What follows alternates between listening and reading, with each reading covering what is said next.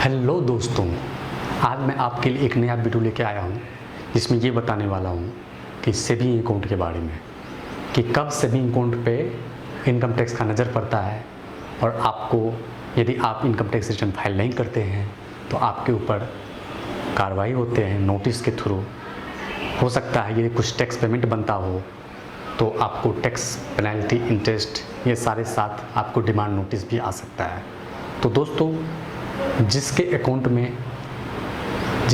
का मतलब यह है कि सेविंग अकाउंट के बारे में बात कर रहा हूँ दोस्तों, कि सेविंग अकाउंट में यदि ट्रांजैक्शन बहुत ही यूज अमाउंट हो रहा है, बहुत ही ज़्यादा हो रहा है, तो आपको उस चीज़ को अवॉइड करना है और आपको करेंट अकाउंट ज़रूर खुलवाना चाहिए, क्योंकि करेंट अकाउंट होता ही है बिजनेस के लिए।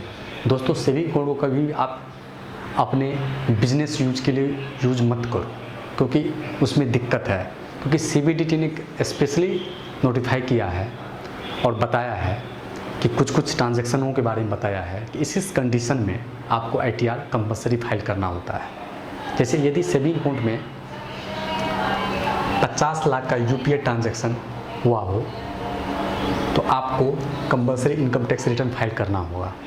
UPI ट्रांजैक्शन का मतलब ये हुआ दोस्तों कि ट्रांजैक्शन भले आपका इनकम ना हो, आपने किसी और को ट्रांसफ़र किया, कोई और आप में ट्रांसफ़र किया, और इस तरह से ड्यूरिंग द प्रीवियस ईयर क्या हुआ कि 50 लाख तक का ट्रांजैक्शन उसमें हो गया है, तो उस केस में आपको ITR रिटर्न फाइल कंपलसरी करना होगा और अपने जो ट्रांजैक्शन का जो सोर्स है उसको बताना होगा। यदि आप नहीं बताते हैं तो आपको नोटिस आएगा, 100% नोटिस आएगा, चाहे 6 महीना में आए चाहे 1 साल में आए, लेकिन नोटिस आना तय है। तो इसलिए दोस्तों, जहाँ तक हो सके सेविंग अकाउंट से यूज करना अवॉइड करें, क्योंकि इसमें दिक्कतें हैं। उसके लिए करेंट अकाउंट बना हुआ है। दूसरा बात ये ध्यान रखना है कि 60 लाख का यदि ट्रांजैक्शन सेविंग अकाउंट से हुआ है तो उस केस में, और वो ट्रांजैक्शन कौन सा हो, बिजनेस रिलेटेड हो, मतलब आपका कोई बिजनेस चल रहा है, चाहे कोई भी बिजनेस हो, उसमें आपने सेविंग अकाउंट का यूज करते हुए 60 लाख तक का ट्रांजैक्शन कर रखा है, तो उस केस में भी आपको compulsory income tax return file करना होता है। अगर नहीं फाइल करते हैं तो फिर वही बातें, वही कंसिक्वेंसेज आएंगे, नोटिस, कुछ लायबिलिटीज भी हो सकते हैं, आपको जवाब देना होगा। अर्थात इनकम टैक्स वाले ये जानना चाहते हैं कि आपको बताना होता है कि सोर्स ऑफ इनकम क्या है, कहाँ से आ रहा है, कहाँ जा रहा है, ये आपको ITR के थ्रू फाइल करके बताना होगा। तीसरी बात ये ध्यान रखना है, यदि कि आप प्रोफेशन में है या कोई प्राइवेट जॉब में है, यदि आपके अर्निंग सेविंग अकाउंट में दिख रहा है 10 लाख से ऊपर, तो उस केस में भी आपको ITR कंपलसरी फाइल करना होगा।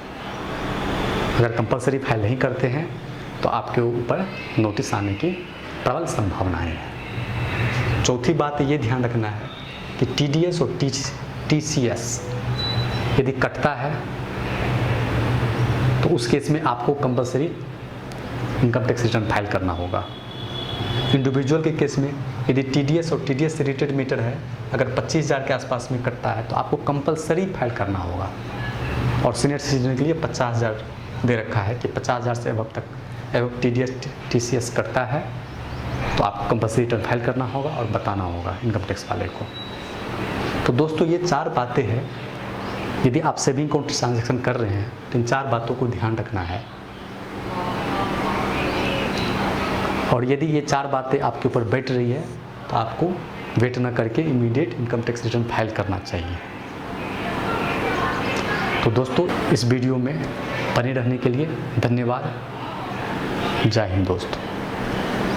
और अगर तुम लोग नए हो तो सब्सक्राइब करो, वो जो लाल वाला बटन है उस पर फूट फेंक के मारो या फिर मोमबत्ती, मुझे नहीं पता, बस क्लिक हो जाना चाहिए।